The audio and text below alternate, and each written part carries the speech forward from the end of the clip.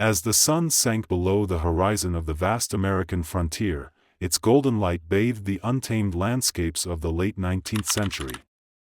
This was the Wild West, a lawless and rugged era steeped in legend, but in reality brutal, unforgiving, and often deadly.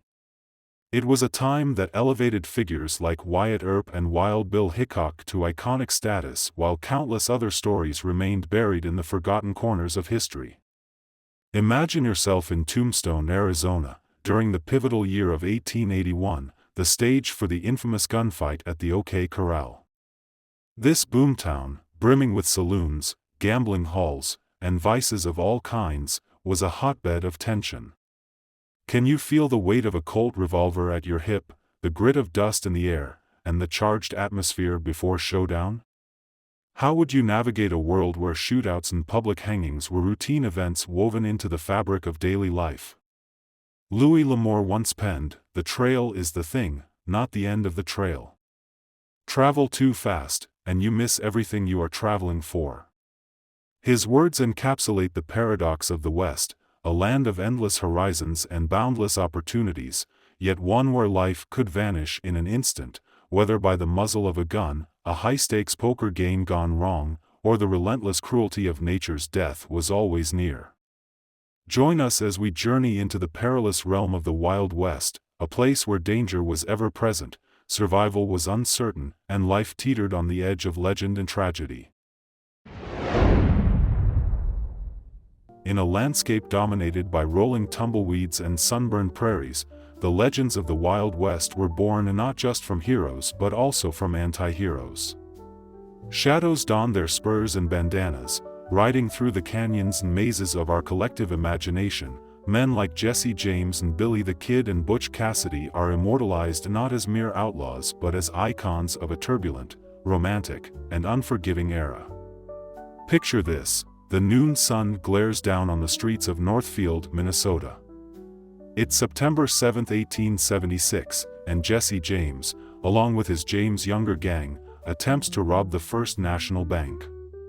Unlike his previous exploits, this daring venture ended in disaster. Most of the gang were either killed or captured, but Jesse miraculously escaped, cementing his reputation as an almost spectral figure, always one step ahead of mortality and the law. Jesse James wasn't just abandoned. He was an embodiment of rebellion, a Southern sympathizer in a post-Civil War nation. He was a complex folk hero to some and a fearsome outlaw to others. "I was a Confederate soldier, and I acted for the best interests of the South," he once claimed, as if justifying a life of crime as a prolonged act of resistance.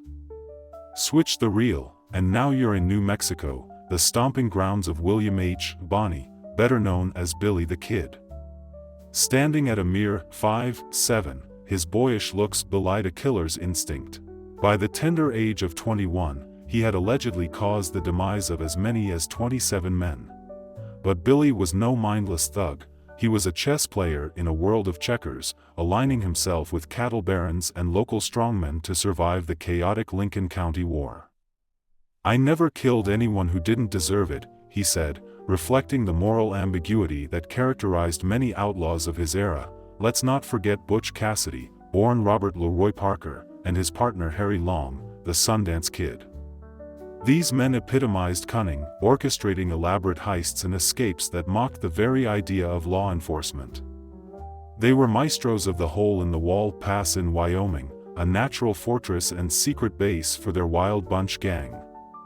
From there, they planned audacious robberies, such as the 1899 heist of the Union Pacific Overland Flyer train, where they made off with $50,000, which was astronomical for the time. These outlaw legends weren't just born. Stories about them immortalized their deeds. Dime novels and sensationalized newspapers reports ignited the nation with captivating tales of their adventures. Jesse James, for instance, was a favorite subject of John Newman Edwards, a Confederate sympathizer and journalist who painted him as a Robin Hood-like figure. Whether it was Butch Cassidy and the Sundance Kid fleeing to Bolivia to escape relentless pursuit or Billy the Kid's daring jailbreak just days before his planned execution, these were men whose lives were anything but mundane. They operated in a world teetering between chaos and order, their exploits serving as both a warning and a lure, a dark American dream playing out against the backdrop of an unforgiving wilderness in the vast untamed landscapes of the Wild West, where tumbleweeds rolled and coyotes howled. There emerged an institution as tempestuous as the era it belonged to, frontier. Justice the West was a lawless place, far removed from the stately courtrooms and black-robed judges of the East. Justice here was an unpredictable force as capricious as a desert storm. Imagine a land where a local sheriff, or worse, an angry mob, could determine your fate with a drawn gun. The hangman's noose dangled ominously as the ultimate arbiter of right and wrong. The concept of a fair trial was a far-off dream for many, eclipsed by the dire need for swift, often brutal retribution trial by jury.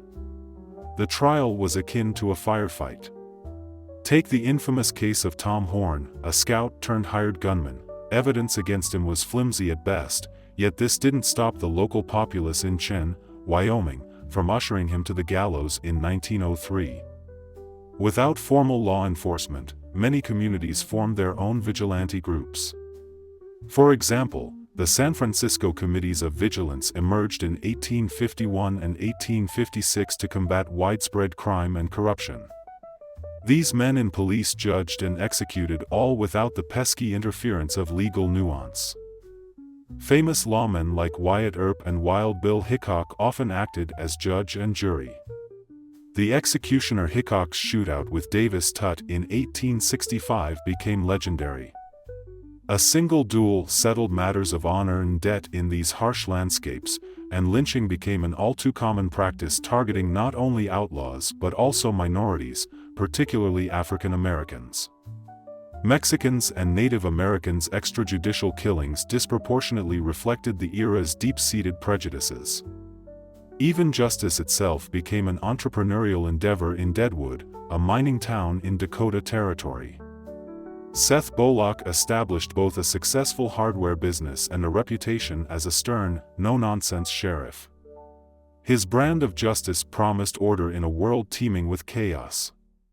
Perhaps one of the darkest examples of frontier justice was the Sand Creek Massacre of 1864, where Colonel John Chivington led 700 U.S. volunteers to attack a peaceful village of Cheyenne and Arapaho. This heinous act, justified in the name of civilization, remains a grim testament to how justice could be twisted to justify atrocities.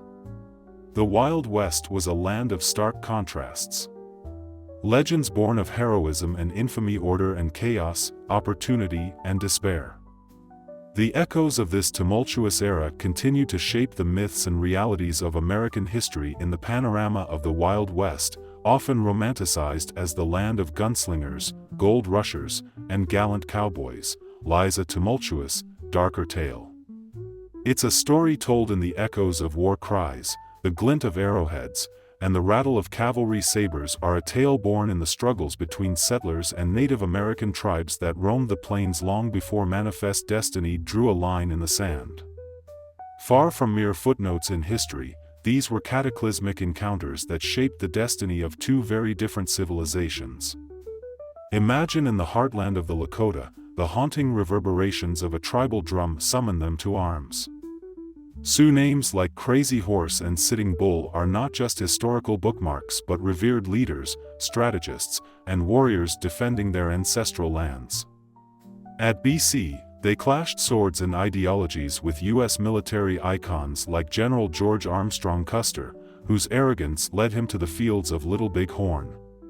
In 1876, here, Custer's 7th Cavalry faced an unparalleled defeat, a pivotal moment captured in time, as Custer's last stand, or consider the grim tale of the Navajo Long Walk in 1864. Kit Carson, celebrated as an American frontiersman, executed a scorched earth policy against the Navajo, eventually leading to a forced relocation known as the Long Walk to Bosque Redondo, a reservation in eastern New Mexico. It was a 400-100 m trudge through hostile elements, a walk of shame, suffering, and unsurvivable odds encapsulated in the Navajo word wieldy, which translates to a place of suffering. Who can forget the Trail of Tears? Though not restricted to the Wild West, it was equally devastating in the heart of the United States. They forcibly evicted thousands of Cherokees from their ancestral homelands. Paving the way for settlers seeking the cotton frontier, President Andrew Jackson's Indian Removal Act of 1830 set this tragedy in motion, a misstep of epic proportions that speaks volumes about the nation's conflicted approach to its native populace. The silent outlaw, how the White Plague haunted the frontier. The era bore witness to not just battles but also attempts at reconciliation and treaties, often forged in bad faith. The Treaty of Fort Laramie, signed in 1851 and renegotiated under dubious circumstances in 1868, exemplified the vacillating stance of the U.S. government. While it recognized territories belonging to the Loda Chen and other Plains tribes, was repeatedly breached by settlers hungry for gold and land, setting the stage for further bloodshed. Sell your country, why not sell the air, the clouds, and the great sea as well as the earth? Did not the Great Spirit make them all for the use of your children? These words, attributed to Tacoma, a shy leader, embody the chasm of misunderstanding between two fundamentally different perspectives on land, life, and liberty. It wasn't just the crackle of muskets or the whoosh of arrows that marked these conflicts, it was the irreparable tearing of a cultural fabric, the shattering of lives and legacies. The Sand Creek Massacre, Wounded Knee, and countless other encounters served as dark parts of an era where manifest destiny and tribal sovereignty clashed in a tumultuous dance of power and pain. The Wild West encompassed more than just saloons and shootouts, serving as a complex geopolitical stage with significant stakes for both settlers and Native Americans, even though the smoke has cleared and the drums have silenced. The echoes of these unspoken wars resonate through the prairie, a lingering hymn to the lives lost and the lands forever changed. Long before the smoke of six-shooters clouded saloons and before the sounds of clashing swords filled the air, another more insidious killer stalked the towns and settlements of the Wild West. It wore no black hat and had no fearsome reputation, but its impact was far deadlier than any gunslinger or bandit. They called it consumption then, but we know it today as tuberculosis. This disease was a silent outlaw of the 19th century, devastating families and turning burgeoning frontier communities into ghost towns long before the dreams of gold rushes were depleted. Imagine arriving in a newly established settlement like Tombstone or Dodge City, seeking a new life, fortune, or a respite from your past. However, even in these seemingly boundless lands, you could not escape the clutches of this invisible predator, which could be found in the intimate spaces of saloons, in makeshift hospitals, and even within family homes. Beyond tension and ambition, an invisible force tainted the air. Spores of tuberculosis. It was said that Doc Holliday, the notorious gambler and gunslinger, coughed more bullets than he ever shot. Diagnosed with tuberculosis in his 20s, Holliday's chronic cough and gaunt appearance were as much a part of his mystique as his sharpshooting skills. Moving to the drier climate of the Southwest in hopes of relief, he exemplified the hope and despair of many who sought to outpace the disease. "This is funny," he allegedly muttered on his deathbed, surprised he was meeting his end in bed and not in a gunfight as he had always envisioned. Even revered figures like Eleanor Roosevelt, long after the days of the Wild West, were not immune to the diseases. Tenacity. Diagnosed with tuberculosis in 1921, her battle against the White Plague was a well-publicized affair reflecting the ubiquity and social reach of the disease, but unlike Doc Holliday, she had the benefit of more advanced medical care and managed to overcome it, underlining just how merciless the disease was for those who lived in an era without antibiotics. In those days, the common treatment was often as perilous as the disease itself: rest cures at sanatoriums far away from the dust and dinner. Frontier towns were the accepted norm. These often did little more than isolate patients, offering palliative care rather than a true cure. Others tried lungers, a treatment that required sufferers to breathe in dust kicked up by the hooves of Texas cattle, based on the misguided belief that inhaling these particles could somehow heal infected lungs. That which does not kill us makes us stronger. Friedrich Nietzsche once said that these futile treatments often only accelerated the inevitable for many desperate souls. Tuberculosis did not discriminate, infiltrating both lawless and law-abiding Native American communities and new settlers alike.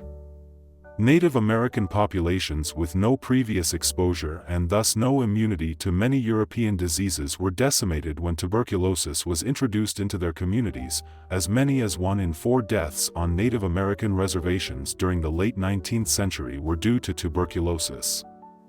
This haunting fact paints a vivid portrait of the disease's virulence. Imagine riding the treacherous trails of frontier transit. Your eyes are set on a horizon promising new beginnings or glittering fortunes in gold and silver, yet the journey itself, an odyssey through the untamed American frontier, became an adventure marred by peril rivaling the trials of Ossus.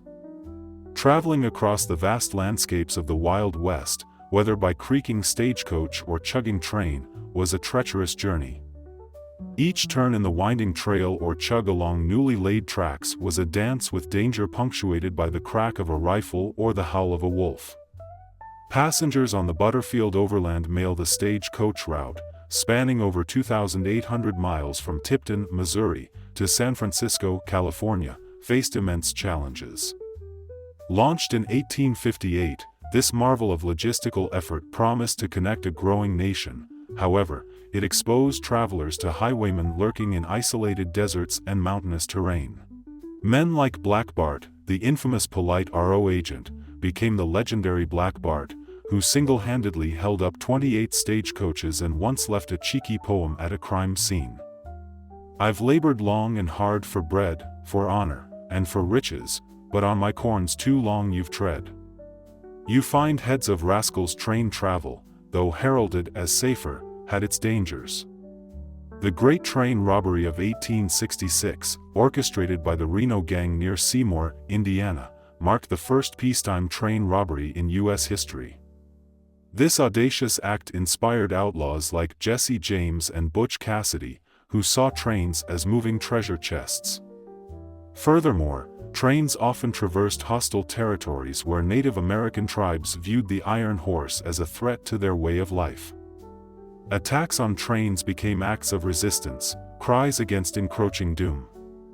Natural obstacles such as the Sierra Nevada or the Rocky Mountains added to the perils. Landslides, snowstorms, and treacherous river crossings turned hopeful journeys into tragedies. Mary Elizabeth Rollins Leiter, heading to California during the Gold Rush, recorded discovering the Donner Party's camp, a grim reminder of the unforgiving frontier. Fool's Gold, the glittering nightmares of the Gold Rush. The Gold Rush shimmers in history as a time of intoxicating allure when whispers of golden nuggets lured countless fortune seekers. Towns like San Francisco ballooned into bustling hubs of ambition overnight, but beneath the golden sheen lay a labyrinth of horrors. For every tale of striking it rich, there were countless stories of despair. Prospectors faced dangers both natural and human. The terrain turned treacherous with men digging tunnels that often became their tombs. Landslides and collapses claimed countless lives. One minute you hear the cheerful ring of the pickaxe, and the next a muffled cry as a rush of earth engulfs the miner. One survivor recounted disputes over mining claims were frequent and escalating into deadly altercations. Claim jumping became a dark art, and life for many was a constant struggle against nature and fellow women. Two faced immense challenges.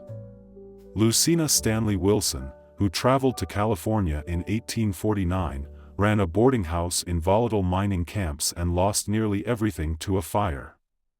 "I thought the roar of the flames was the death knell to all my hopes and ambitions," she wrote in her memoirs. The Klondike Gold Rush of the late 1890s presented Ed with a frozen nightmare.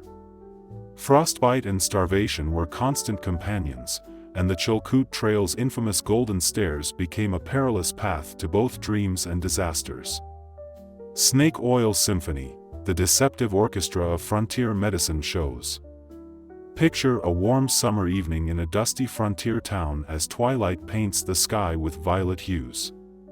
A colorful wagon adorned with banners rolls into the town square. Musicians tune their instruments, and a charismatic man in a top hat steps out, beckoning the crowd closer. Step right up. Ladies and gentlemen, behold the miracle elixir that cures all ailments in a world where the nearest doctor could be hundreds of miles away and antibiotics were non-existent. Such traveling medicine shows were irresistible. They offered a siren song of quick relief from pain and illness alongside a medley of entertainment: fire eaters, fortune tellers, musicians, and comedians. The highlight, however, was always the Myers potions and tonics, beautifully bottled and extravagantly labeled. These cures were as much a performance as the shows themselves. The tale of Clark Stanley, the Rattlesnake King. Consider the story of Clark Stanley, the self-proclaimed Rattlesnake King. This 19th-century showman claimed to have studied Native American medicine and boasted that his snake oil liniment was a cure-all derived from rattlesnake fat. In reality, it was a concoction of mineral oil, beef fat, and red pepper, hardly the magical remedy he touted. Stanley was eventually fined for misbranding, but by then the term snake oil had become synonymous with quackery, long outliving the man himself. Lydia Pinkham, a face of empathy and savvy marketing. Lydia Pinkham was a savvy businesswoman who used her image and purported medical knowledge to sell her vegetable compound marketed as effective against a host of women's ailments. Her face on the label offered calculated reassurance, a symbol of EMP. In a time when the medical establishment was almost exclusively male, her advertisements featured testimonials from grateful customers, yet the efficacy of her mixture, primarily a blend of fine, was misbranded, but by then the term snake oil had become synonymous with quackery, long outliving the man himself. Yet the efficacy of her mixture, primarily a blend of roots, herbs, and a generous portion of alcohol, was scientifically dubious at best.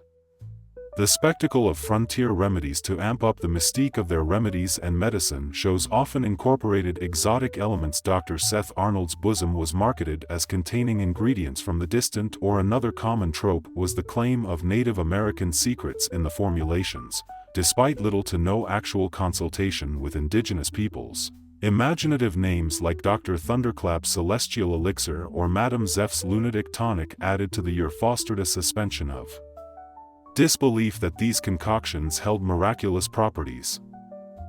Occasionally a medicine show would offer something resembling a legitimate remedy, such as a willow bark infusion containing natural salicylate similar to modern aspirin. However, these were rare exceptions. For the most part, people gambled their health on unregulated compounds. Guided by the showmanship of charismatic peddlers and the symphonic allure of their claimed shadows on the frontier, the unspoken sagas of minority struggles. Imagine the rhythm of hammer striking iron, the syncopated chants of laborious echoing through mountainous terrains, and the whistle of locomotives announcing progress. Yet behind the symphony of modernity lay discordant notes, the racial tensions and discrimination that shaped the Wild West as profoundly as gunfights and gold rushes. The West was a frontier where opportunity and prejudice danced in a complicated waltz, pulling people into a whirlpool of possibilities and hardships.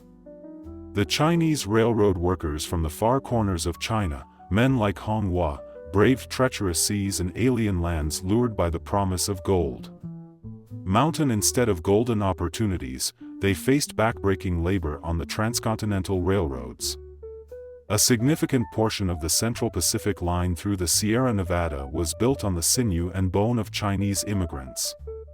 Yet they earned a fraction of their white counterparts' wages and were often relegated to the most hazardous positions. When the Golden Spike was driven into the ground at Promontory Point, Utah, in 1869, linking East and West, photographs conveniently omitted the faces of Chinese laborers. Their contributions were indispensable yet invisible. African Americans in the West. Parallel to this saga was the story of newly freed African Americans seeking autonomy in the West. Figures like Nat Love, also known as Deadwood Dick, emerged. From this migration, Love became a famed cowboy and penned an autobiography capturing African American resilience. However, for each Love, there were countless others grappling with prejudice, segregation, and violence. Exodus towns and settlements founded by black people seeking refuge from Southern racism often became battlegrounds where the rule of law was supplanted by racial hierarchy. Mexican vaqueros added another layer to this tapestry. They were skilled horsemen and herders who had been taming the wilderness long before it was called the Wild West. Their expertise in cattle ranching deeply influenced American cowboy culture, but their contributions were scarcely acknowledged. The Treaty of Guadalupe Hidalgo in 1848 shifted borders but did not safeguard Mexican rights. Many lost property and saw their cultural identity diluted. The struggles of figures like Joaquim Muetta, often dubbed the Robin Hood of El Dorado, epitomize the challenges faced by the Mexican community, stories of resilience and triumph. What stands out most about these tales is not just the injustice but the remarkable fortitude displayed by marginalized communities. A.R. Toy, one of the first Chinese women in California, defied societal bias to become a successful businesswoman. Biddy Mason, an African-American midwife born into slavery, sued for her freedom in California courts and, later, amassed considerable wealth as a Los Angeles property owner. Frederick Douglass's proclamation, "Without struggle, there is no progress," reverberated through their experiences, guiding them as they navigated the razor's edge between adversity and triumph, yet their legacies are often whitewashed, tucked away in the margins of textbooks and forgotten corners of history. Swing open the creaky saloon doors, and you'll find yourself amid a cacophony of laughter, clinking glasses, and the occasional stray gunshot. Enter a world where temptation and sin are as commonplace as the dust cloaking the town in this labyrinth of liquor, luck, and love for sale. The stakes are as high as the hopes that drive men to the edge of civilization. It's a theater of the human condition, offering both escape and entrapment in the same breath. Welcome to the saloon culture of the Old West, where every vice has its price and every sin its story.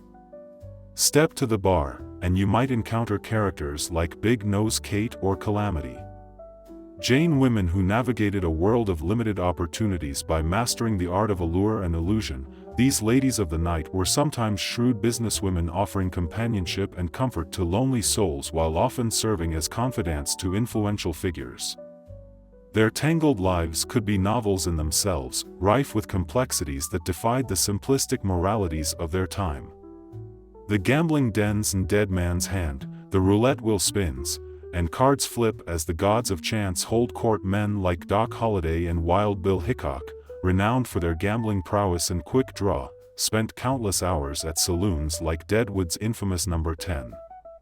Fortunes were made and lost on the roll of dice or the turn of a card. These gambling dens were more than places for wagering, they were social hubs where news was exchanged and business deals were inked. Yet disputes over cheating or unpaid debts often led to gunfights, epitomized by the fatal hand Hickok held at his death. A pair of black aces and a pair of black eights are now famously known as the dead man's hand whiskey violence, and the saloon keeper rolled a shot of whiskey. It was more than just a beverage, it represented liquid courage, a concoction of forgetfulness, and frequently a lethal dose. Brew bartenders like Tom, the River Smith of Abilene Alamo Saloon, played dual roles as servers and peacekeepers in these volatile environments known for their preference for non-violent methods. Smith armed rowdy patrons rather than resorting to gunplay. Tragically, he met a violent end, underscoring how strong spirits and fiery tempers could combust at any moment. The soundtrack of saloons, from wheezing harmonicas to lively fiddle music, provided the backdrop to saloon life. One could argue that these establishments fostered the early expressions of American music. Folk ballads and blues tunes born from the sorrows and joys of saloon patrons drifted through wooden walls. Songs like The Streets of Laredo and Clementine told stories of love and loss as real as the wooden nails holding the saloons together, dust and gun smoke, as well as soldiers and mercenaries in the Wild West. As the sun sank low over the western horizon, an uncanny quiet often settled across the land until the boots of marching soldiers and the furtive footsteps of mercenaries shattered the calm. The task of maintaining order fell to these men in dusty uniforms and weathered hats. Though the nature of that order was as enigmatic as the shifting sands, whether they rode under the banners of the U.S. Army or answered only to jingling coins, their impact was as indelible as gunpowder on a dueling field, the U.S. Army and the frontier.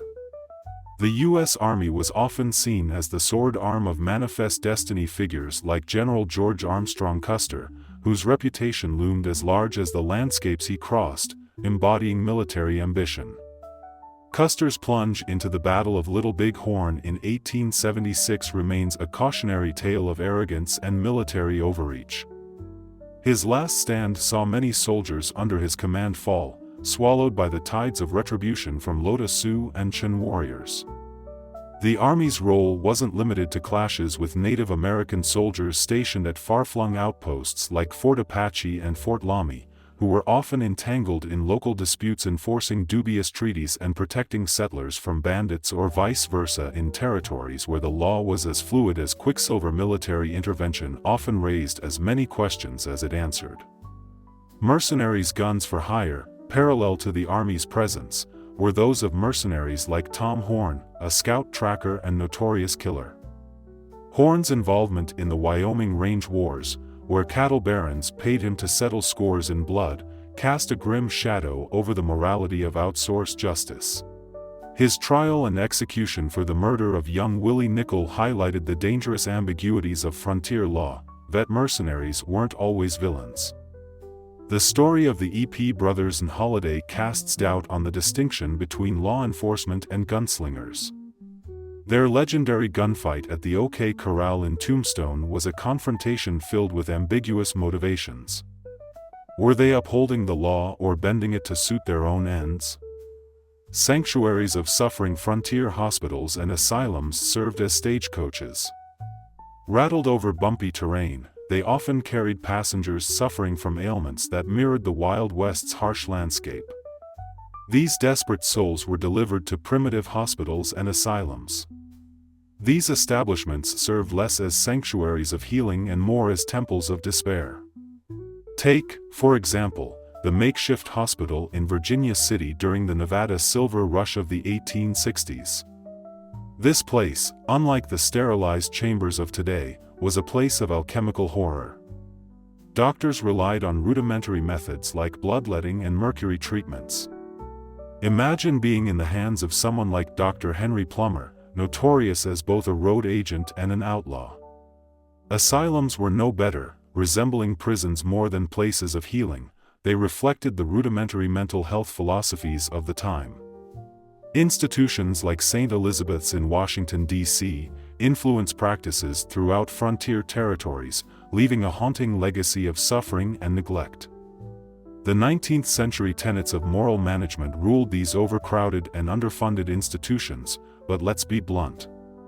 Treatments often bordered on barbaric restraints like the UA crib, a coffin-shaped cage, and were considered legitimate measures to ensure calm. Such devices seem as though they were lifted straight out of an Edgar Allan Poe tale, a writer whose own life was marred by mysterious bouts of insanity and despair.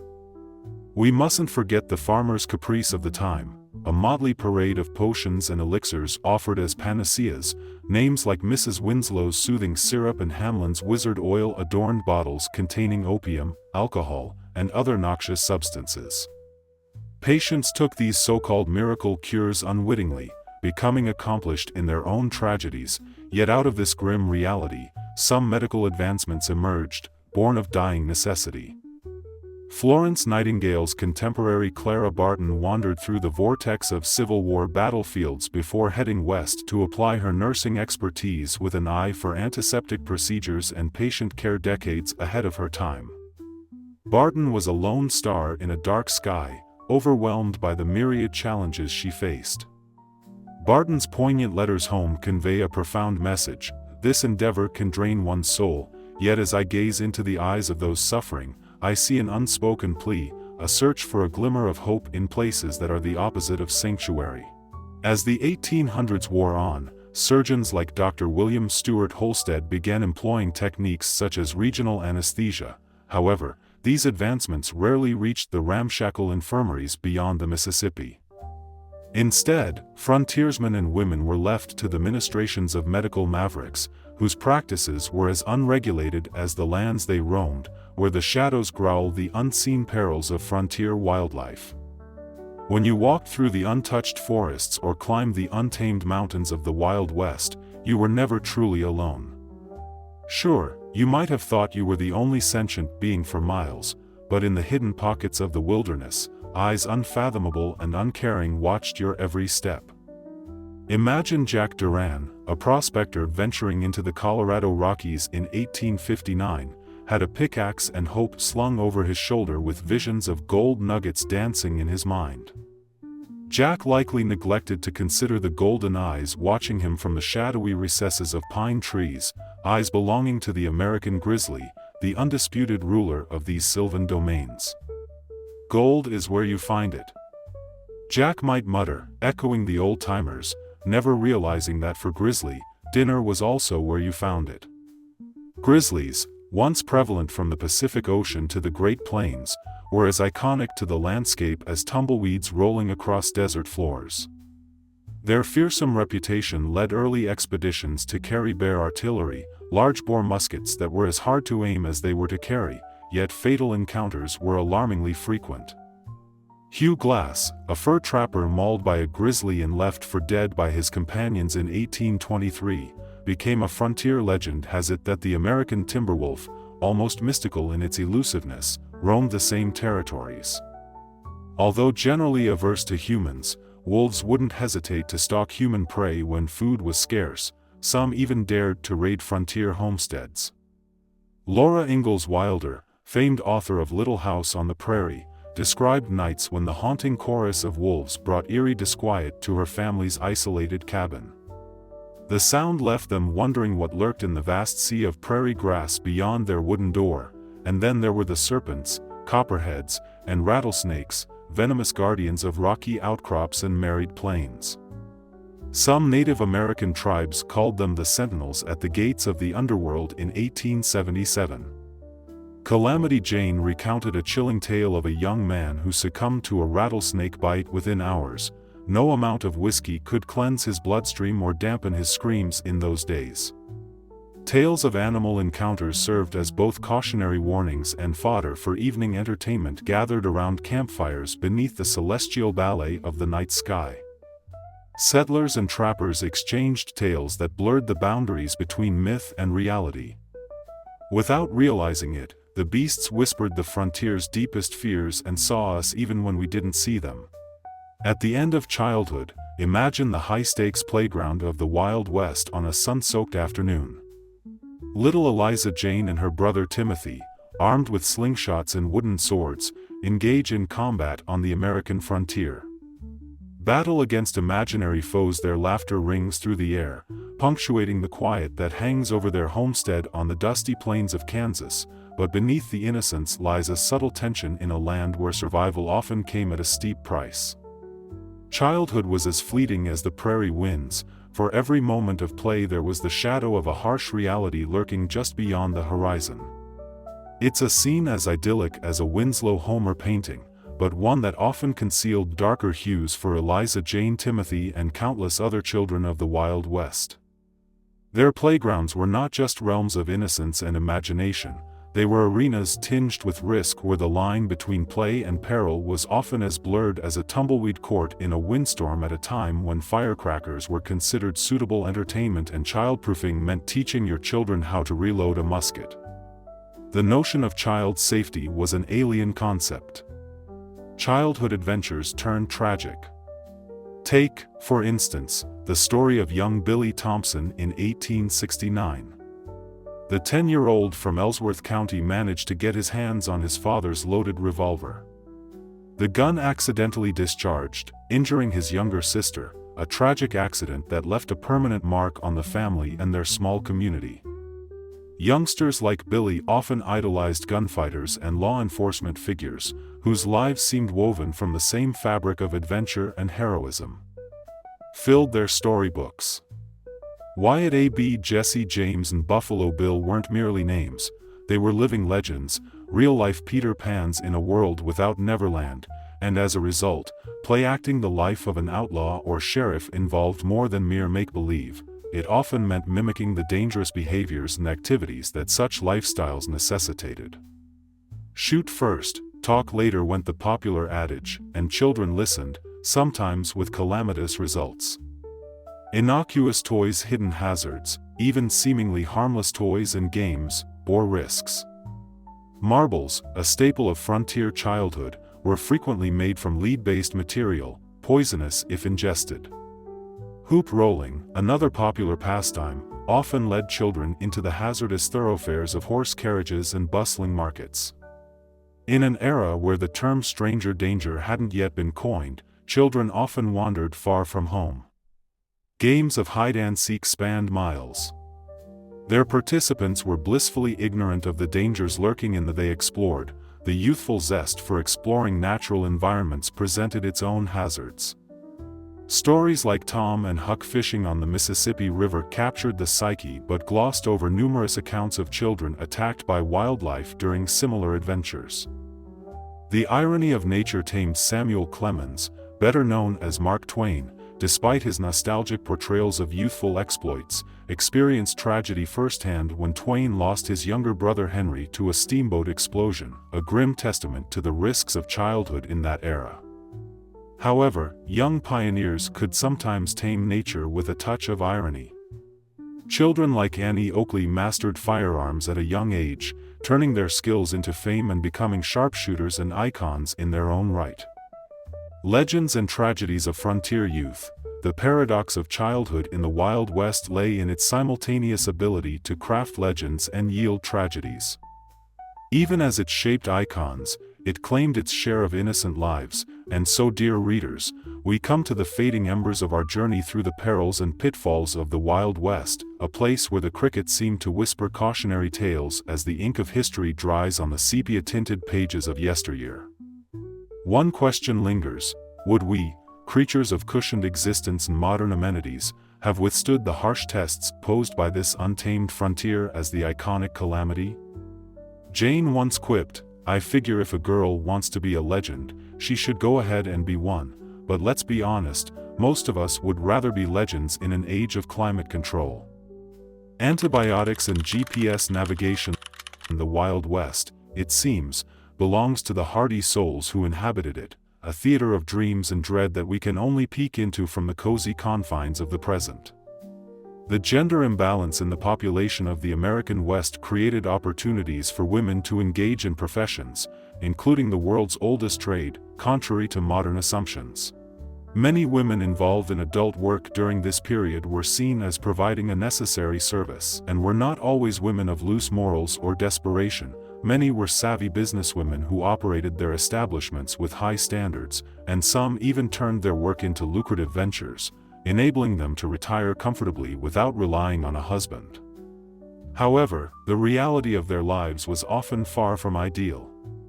Grimmer for many soiled doves, their career paths were fraught with peril. Diseases such as gonorrhea and syphilis, botched terminations, overdoses, and depression claimed many lives. Laughing and mistreatment from clients were common, highlighting the inherent risks of the profession.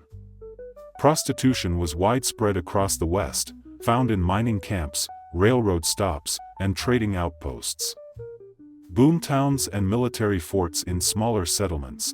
A lone night worker might operate out of a room above a tavern in larger towns. Often located in red light districts away from main streets, brothels were economically vital to communities, contributing taxes, fees, and licenses to local coffers, despite the moral debates they provoked. These establishments employed notable women who shaped the Wild West. Calamity of Jane Martha. Martha Jane Canary, better known as Calamity Jane, led a tumultuous life. Her father, a miner with a gambling addiction, and her mother, who resorted to night work to support the family, died by the time Jane was 15, leaving her to care for 5 younger siblings. She moved to Wyoming, where she found work as a saloon dancer and later at a brothel in Fort Laramie. Unlike her powdered and corseted colleagues, Calamity Jane preferred men's clothing and embraced frontier life. She worked as a military scout, drove oxen teams, joined cattle drives, and was renowned for her skills in shooting, riding, and hunting. Despite her rugged lifestyle, she was known for her compassion, nursing the sick during a smallpox epidemic in Deadwood and helping the poor regardless of her own financial struggles. Later, she joined Buffalo Bill Cody's Wild West show, sharing her experiences with audiences nationwide. Calamity Jane passed away in 1903, leaving behind a legacy of grit and generosity. Fanny Porter, a widowed entrepreneur, opened a high-end brothel in San Antonio in the late 1800s. Her establishment catered to an affluent clientele, offering champagne, silk sheets, and a luxurious atmosphere. A shrewd businesswoman, Porter managed to avoid legal trouble by maintaining a polished public image with her brothel, often referred to as a boarding house. Porter's brothel was a favorite among Old West outlaws, including Butch Cassidy and the Sundance Kid. Legends suggest that the Sundance Kid met his partner at her establishment. Fanny Porter's ability to blend discretion and luxury ensured her place in Wild West law. Dora Dufresne. Dora Dufresne entered the trade at just 13 years old, quickly mastering her charms to command top earnings. Ambitious and resourceful, she opened a series of brothels and implemented strict hygiene standards and codes of conduct for her employees. Dufresne preferred having pretty girls work in her brothel, but the selection in that part of the West was extremely limited. Dora rotated her staff among locations to keep clients engaged and earned a reputation as a fair and professional madam. Her love of cats led to her establishments becoming known as cat houses, a term synonymous with brothels. Dora's success and innovation cemented her as a prominent figure in the Wild West. Storyville, a unique chapter in night work history. Storyville, the red light district of New Orleans, operated from 1897 to 1917, created by municipal ordinance. It designated a legal zone for adult work within the city, named after City Alderman Sidney Story. The district became a major attraction, drawing travelers with its proximity to a train station. Storyville embraced New Orleans' diverse cultural history, promoting the availability of French and Octor women, often catering to affluent white men, who were found in violation of segregation laws. The district also featured detailed guidebooks with advertisements for local businesses and entertainment. Despite its dismantling in 1917, Storyville left a lasting impact on the city's history, particularly as a hub for jazz musicians like Louis Armstrong. The listed fees for general or specific services in the brothel were not included in the Blue Books, which could be purchased throughout the district, one notable location being 225 Basin Street. The 1905 Blue Book advertised Arlington as the most decorative and costly sporting palace ever presented to the American public. In October 1906, Josie Arlington left a brothel in the care of her associate Anna Casey and moved into a substantial private residence at 2721 Esplanade Avenue. Around 1922, when the school board took over the property, they relocated the house to its current site at 2863 Grand Route Street. By 1908, the train terminal at Canal and Basin Streets, just a block from Storyville, was completed. Trains passing through the station traveled near the Basin Street bordellos. To some, Storyville symbolized a moral threat to young women; to others, it was seen as a challenge to the racial order. In 1917, the city attempted to relocate all non-white workers to a segregated area, citing the rampant spread of syphilis and chlamydia. Early figures in Western brothels. One of the earliest prominent women in the West was Santa Fe's celebrated courtesan Gertrudis Barcelo, known as Madame Tula. Arriving in New Mexico in 1815, Barcelo began gambling professionally in 1825. After becoming single in 1841, she formed relationships with influential men to help establish her first brothel. Madame Tula catered to elite clients, including church leaders, U.S. Army officers, and politicians. While some described her as a warm and aged figure, others noted her youthful charm. By the time of her death in 1852, she had become a prominent figure in the West's burgeoning population. As male settlers poured into the Rocky Mountains mining camps, the demand for female companionship increased, to the point where men would pay just to view or touch women's undergarments. Whether or not the garments were being worn for married settlers, it was considered rude not to bring wives to social functions so they could dance with other men. Laura Evans of Salida, Colorado, admitted to living a wild life as a sporting woman. Despite her reputation, she often supported abused wives, paid wages for injured men, and contributed to the community, earning respect for her acts of kindness, institutionalized prostitution, and hypocrisy despite their contributions. So workers faced blatant hypocrisy. Local governments demanded monthly fines, fees, and taxes from brothels while staging raids and arrests in some cases. Officials even benefited from the trade. In 1908, Salt Lake City officials hired Belle London, a leading madam, to oversee a legal red light district. London supported the idea, arguing that prostitution was inevitable and impossible to eradicate. With municipal approval, she constructed the Stockade, a high-walled complex featuring cribs, parlor homes, saloons, a dance hall, and even a jail. Up to 150 women could work there simultaneously. Legacy of the Stockade.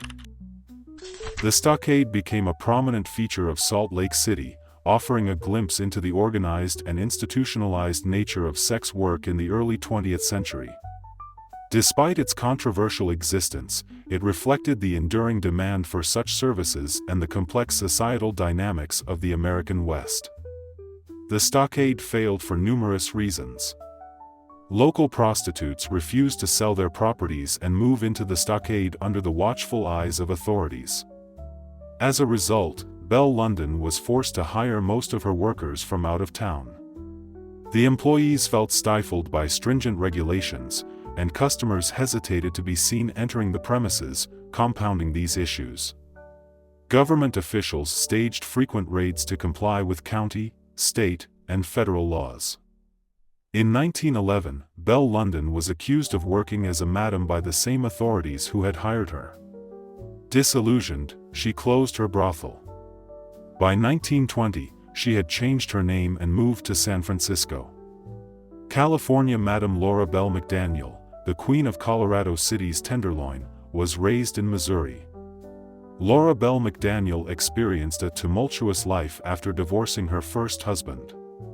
She became a single mother when her second husband outlived a man in front of her, leaving him behind.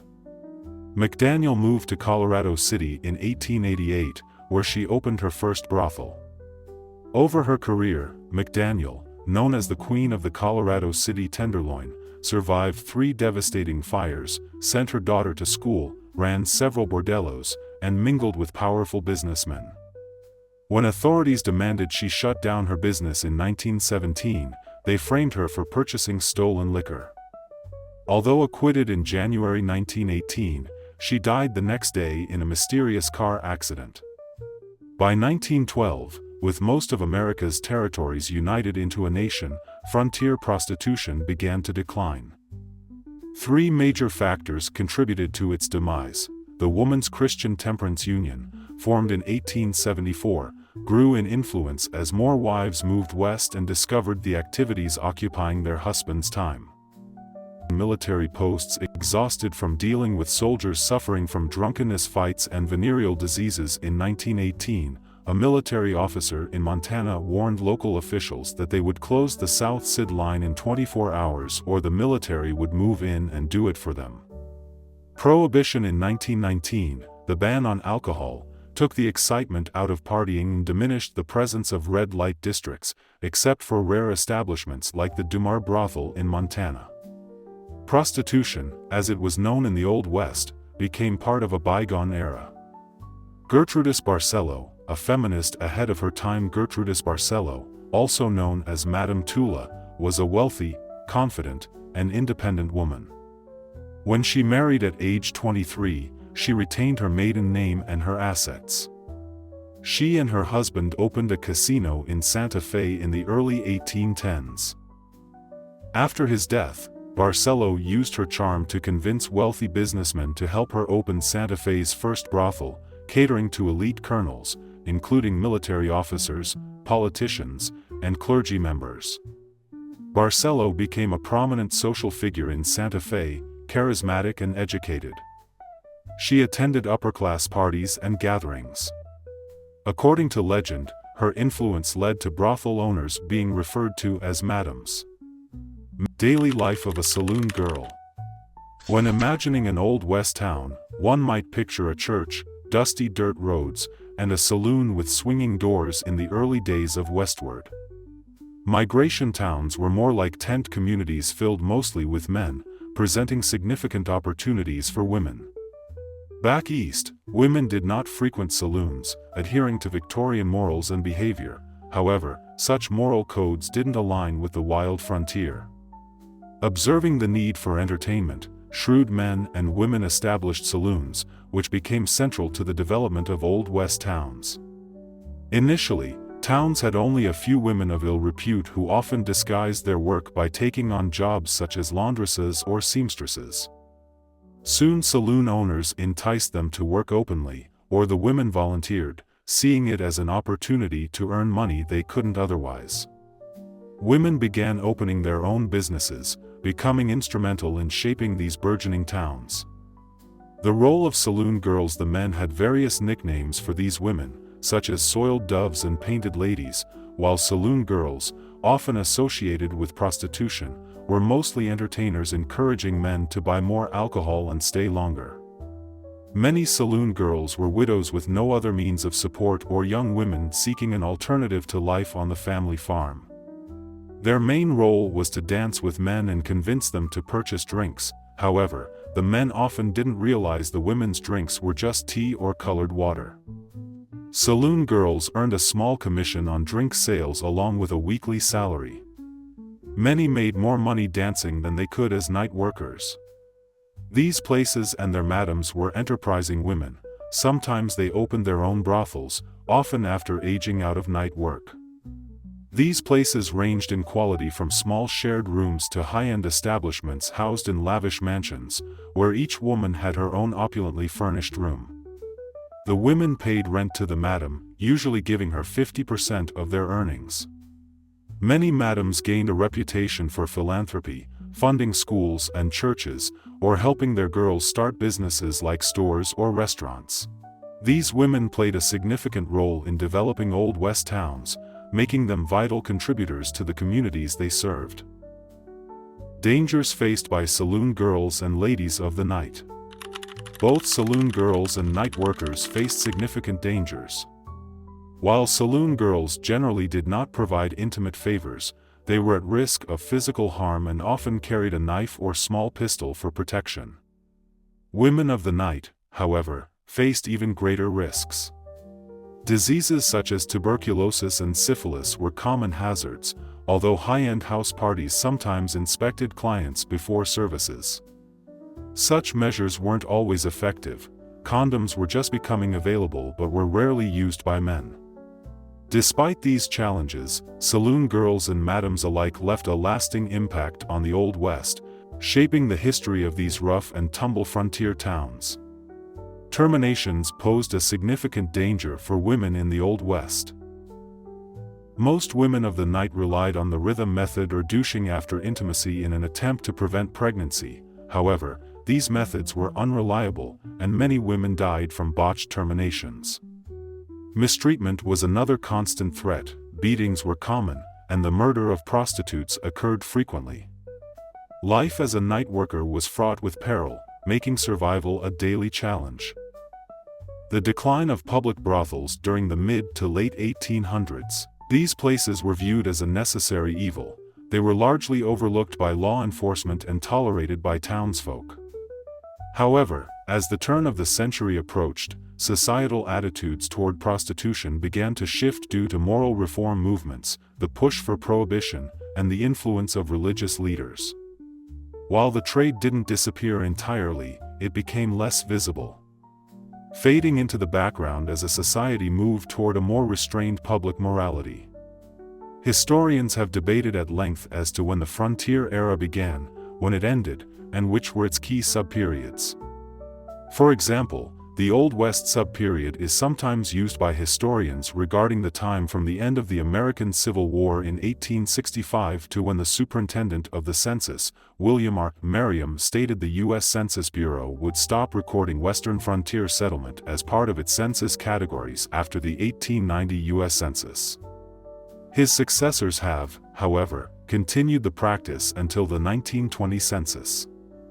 Others, including the Library of Congress and University of Oxford, often cite differing points reaching into the early 1900s, typically within the first 2 decades before American entry into World War I. A period known as the Western Civil War of Incorporation lasted from the 1850s to 1919. This period includes historical events synonymous with the archetypical Old West or Wild West, such as mistreatment conflict arising from encroaching settlements into frontier land and the removal and assimilation of natives. Consolidation of property to large corporations and government vigilantism and the attempted enforcement of laws upon outlaws in 1890. The superintendent of the census, William Rusham, stated that up to and including 1880, the country had a frontier of settlement, but at present the unsettled area has been so broken into by isolated bodies of settlement that there can hardly be said to be a frontier line in the discussion of its extent, its westward movement, etc. It can therefore no longer have a place in the census reports.